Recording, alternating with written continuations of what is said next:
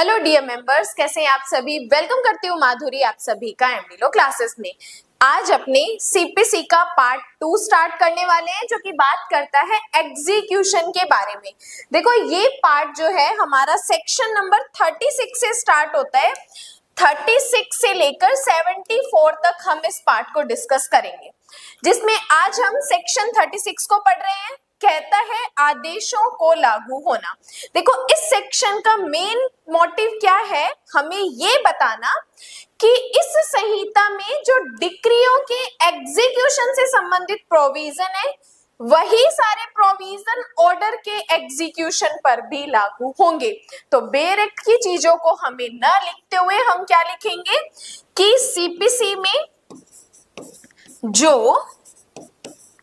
Decree के execution, decree के निष्पादन में जो प्रावधान दिए गए हैं वह आदेशों के निष्पादन पर भी लागू होंगे।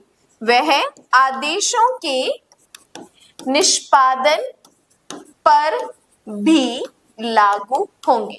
बस इतनी सी बात हमें सेक्शन में बताई गई है। जो मैंने बताया है आप उतना लिखते हैं तो इनफ है। सिर्फ प्री का क्वेश्चन है, बाकी कोई मेंस का क्वेश्चन इससे नहीं है।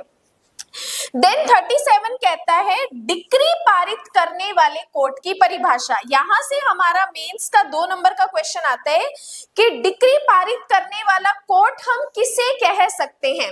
अब देखो क्या कहा, जब तक कि कोई बात विषय या संदर्भ में विरुद्ध ना हो छोड़ दो। डिक्रियों के एग्जीक्यूशन के संबंध में डिक्री पारित करने वाले कोर्ट के शब्द के बारे में यह समझा जाएगा कि उसके अंतर्गत जहां एग्जीक्यूट की जाने वाली डिक्री अपीलीय अधिकारिता के प्रयोग में पारित की गई है वहां प्रथम बार का न्यायालय। तो अपीलिएट कोर्ट में जो प्रथम बार का न्यायालय होगा वो कौन होगा, डिक्री पारित करने वाला कोर्ट होगा।